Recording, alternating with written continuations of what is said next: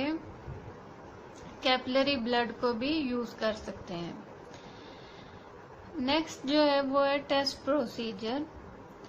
ये जो test procedure मैं आपको बताने जा रही हूँ, ये मैंने मोनिका चीज ब्रो पार्ट 1 से फॉलो किया है। सबसे अच्छा ये है कि जिस कंपनी का आप रिएजेंट रिसीव कर रहे हैं उसका भी किट लिटरेचर फॉलो करें। लेकिन नॉर्मली ये प्रोसीजर भी हम फॉलो करते हैं, लेकिन लाजमी आप जिस कंपनी का रिएजेंट ले रहे हैं उसके प्रोसीजर को भी एक दफ़ा ज़रूर देखें।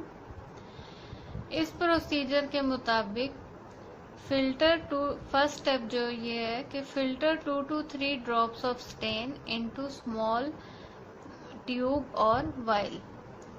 2 to 3 ड्रॉप्स जो स्टेन के हैं उसको अच्छा ये है कि फिल्टर कर लें। फिल्टर करने का मकसद ये होता है कि जो स्मीयर आप बनाने जा रहे हैं उसको माइक्रोस्कोप में देखेंगे तो अननेसेसरी चीज़ें जो कि स्टेन को ख़राब करती हैं वो फिल्टर हो चुकी होंगी।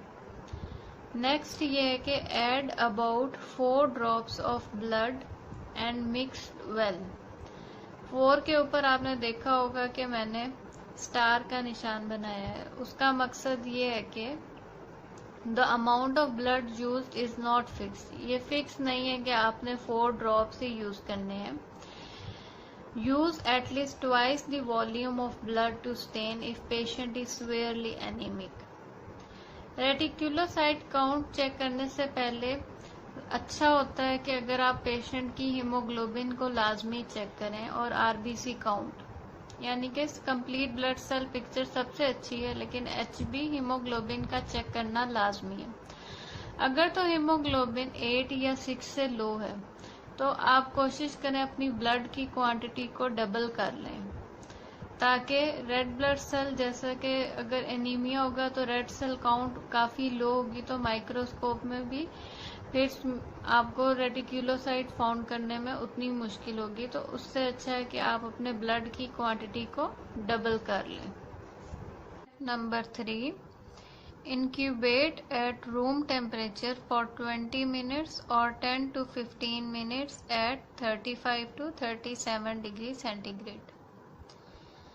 जो सस्पेंशन आपने मिक्स करनी है ब्लड की मिथाइलिन ब्लू रिएजेंट के साथ, उसको अगर तो रूम टेम्परेचर इतना है कि अगर आपको लगता है कि ये 35 से 37 के दरमियान होगा तो उसको रूम टेम्परेचर पे रहने दें। अगर रूम में कूलिंग लैब में ज़्यादा है तो वाटर बाथ यूज़ करें एट 37 डिग्री सेंटीग्रेड तक, और वाटर बाथ में एटलीस्ट 10 से 15 मिनट्स रखें।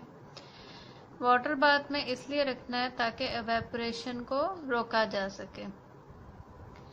Step number 4, mix gently to resuspend and transfer a drop of stained blood to each of 2 slides, separate to make thin smear and let it dry by air.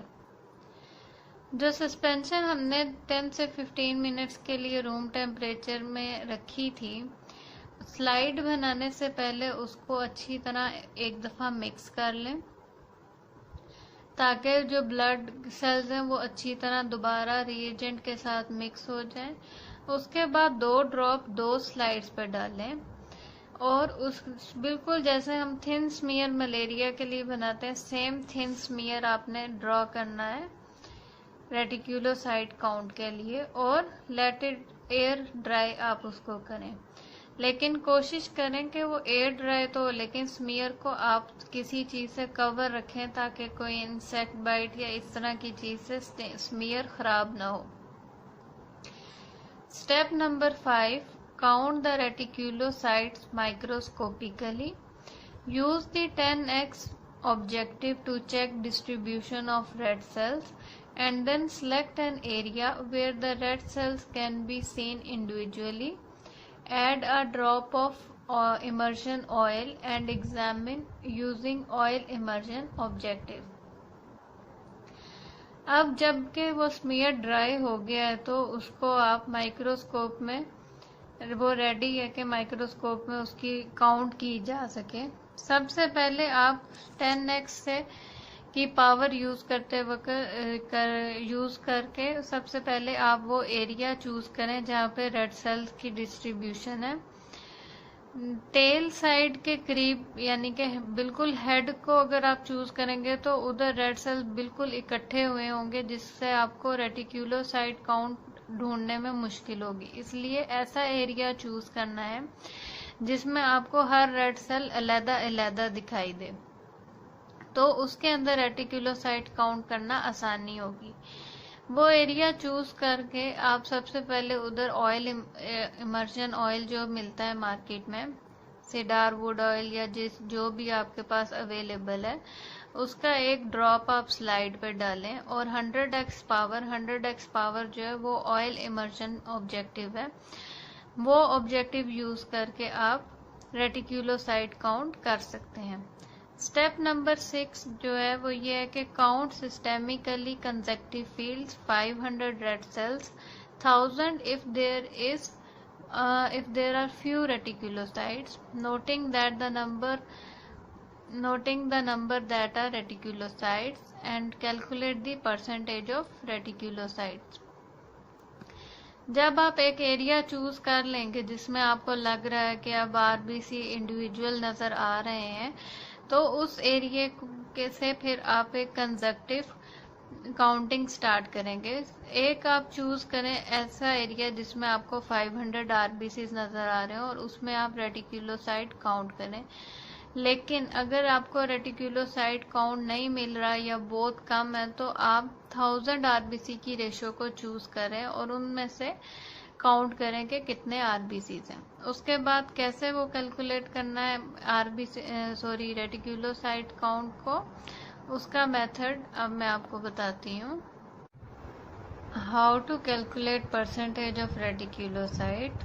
रेटिक्यूलोसाइट की percentage कैसे calculate करनी है वो इस तरह है कि यूजिंग हैंड टैली और WBC differential counter count total of 500 RBC and note on the paper number of reticulocyte count।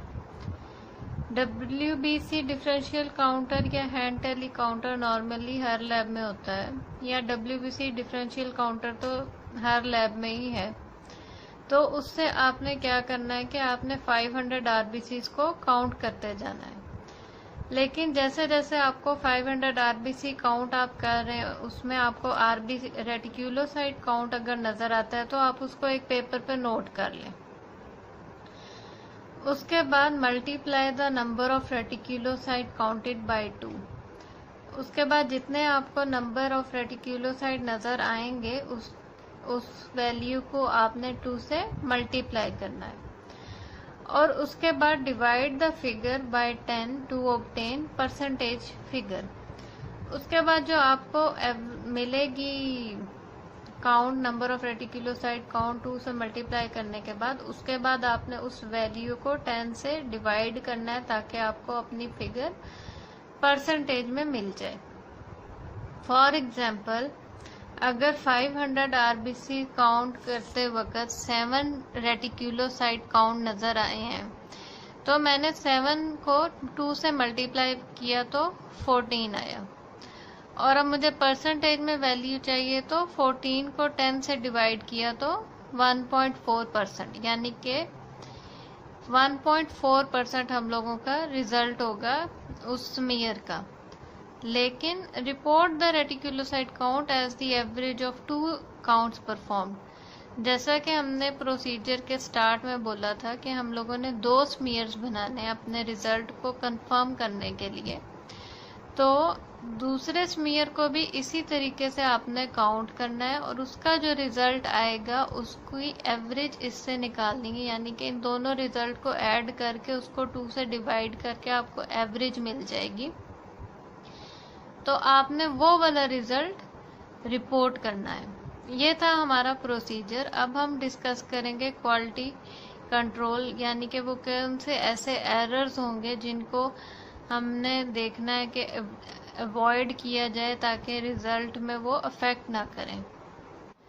जब आप 2 स्लाइड्स को माइक्रोस्कोप में ऑब्जर्व करेंगे रेटिक्यूलोसाइट काउंट के लिए, और उसके बाद जब परसेंटेज निकलेगी दोनों स्लाइड्स का, मतलब सेपरेट रिजल्ट, तो सबसे पहले आपने ये नोट करना है कि उस रिजल्ट जो 2 स्मीयर्स का रिजल्ट होगा उसमें 20% से ज्यादा डिफरेंस नहीं होना चाहिए। अगर तो दोनों रिजल्ट्स का डिफरेंस 20% से ज्यादा है तो इसका मतलब है कि आपको अपना रिजल्ट टेस्ट रिपीट करने की ज़रूरत है, क्योंकि उसमें कई सोर्स ऑफ एरर हो सकते हैं। For example, number 1, not mixing adequately the stain before making smear.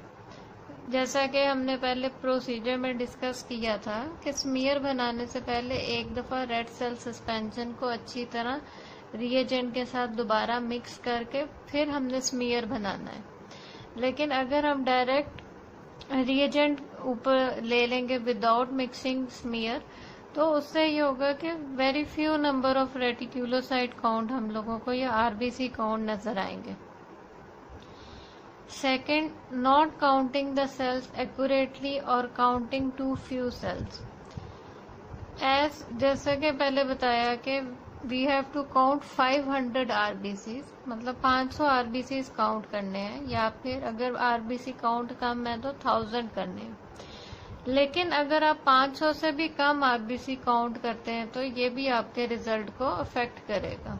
जितने कम आरबीसी काउंट होंगे उतने ही कम रेटिक्यूलोसाइट काउंट भी होगी। Point number 3, using a stain which has become contaminated or not been filtered. Stain सबसे अच्छा यही है कि रिएजेंट यूज करने से पहले जो उसके जितना हमें चाहिए उसको फिल्टर कर लें। अगर तो वो स्टेन फिल्टर अच्छा नहीं किया हुआ तो, या अगर उसमें कोई कंटेमिनेशन है तो ये जरूर अफेक्ट करेगी फॉल्स इन रिजल्ट में। यानी कि आप कई सेल्स ऐसे होंगे जो स्टेन या कंटेमिनेशन आरबीसीज पे होगी जो कि आपको लगेगा कि शायद ये रेटिक्यूलोसाइट है, तो वो फॉल्स रिजल्ट में उसका इफेक्ट ज्यादा होगा। And point number 4, confusing reticulocyte with any other cell. या तो आपको, मतलब मिसाल के तौर पे हेन्स बॉडीज आरबीसी की एक एबनॉर्मल कैरेक्टरिस्टिक मॉर्फोलॉजिकल कैरेक्टरिस्टिक है, वो समटाइम अगर वो किसी पेशेंट के अंदर ज्यादा है तो वो आपको कंफ्यूज करेगी रेटिक्यूलोसाइट के साथ, जिसकी वजह से आपके रिजल्ट में एरर आ सकता है। ये थे sources of error. Now I will discuss interpretation of reticulocyte count. Normal range क्या होती है रेटिक्यूलोसाइट काउंट की? इन्फेंट्स एट बर्थ, उनके अंदर रेटिक्यूलोसाइट काउंट होगा 2 से 5%, but in children and adults reticulocyte count कितना होगा? 0.5 से 2.5%। As you can see difference कि इन्फेंट्स में रेटिक्यूलोसाइट काउंट की रेशियो ज्यादा होगी, क्योंकि उनके अंदर एरिथ्रोपोइटिक एक्टिविटी काफी ज्यादा होती है as compare to children and adult, और चिल्ड्रन और अडल्ट में कितनी होगी? 0.5 से 2.5%। Now I will discuss that in which condition, के कौन सी ऐसी कंडीशन है जिसमें रेटिक्यूलोसाइट काउंट ज्यादा होगी, कौन सी ऐसी डिजीज और एबनॉर्मेलिटी है in which reticulocyte count will be high, that I will discuss with you. वो कौन सी कंडीशंस हैं जिसमें रेटिक्यूलोसाइट काउंट ज्यादा या कम होती है? Raised reticulocyte count will be in haemolytic anaemia, acute blood loss, iron deficiency anaemia और megaloblastic anaemia therapy. Haemolytic anaemia में रेटिक्यूलोसाइट काउंट ज्यादा होगी। अगर ब्लड लॉस किसी एक्सीडेंट या कोई भी इंसिडेंट है या कोई भी सर्जरी है या कोई भी ऐसा इन्फेक्शन है जिसमें ब्लड लॉस ज्यादा हो रहा है, उस सूरत में भी रेटिक्यूलोसाइट काउंट ज्यादा होगा। और आयरन डेफिशिएंसी एनीमिया और मेगैलोब्लास्टिक एनीमिया थेरेपी लेते हुए, यानी कि ट्रीटमेंट कराते वक्त भी कई दफा रेटिक्यूलोसाइट काउंट ज्यादा होगा। डिक्रीज रेटिक्यूलोसाइट काउंट ऐसी कंडीशन में होगा in which the decrease reticulocyte count is associated with infective erythropoiesis और decrease production of red blood cells. कोई भी ऐसा या तो कोई इन्फेक्शन होगा बोन मैरो में या कोई ऐसी कंडीशन होगी जिसमें red blood cell production affect होगी और वो डिक्रीज प्रोडक्शन होगी रेड ब्लड सेल्स की, जिसकी वजह से रेटिकुलोसाइट काउंट भी डिक्रीज हो जाएगा। अब मैं आपके साथ सब कुछ माइक्रोस्कोपिक इमेजेस शेयर करूंगी रेटिकुलोसाइट्स के, जिससे आपको मालूम पड़ेगा कि रेटिकुलोसाइट काउंट माइक्रोस्कोप में कैसा नजर आता है और आपको प्रैक्टिकल करते वक्त ज़्यादा आसानी होगी समझने में।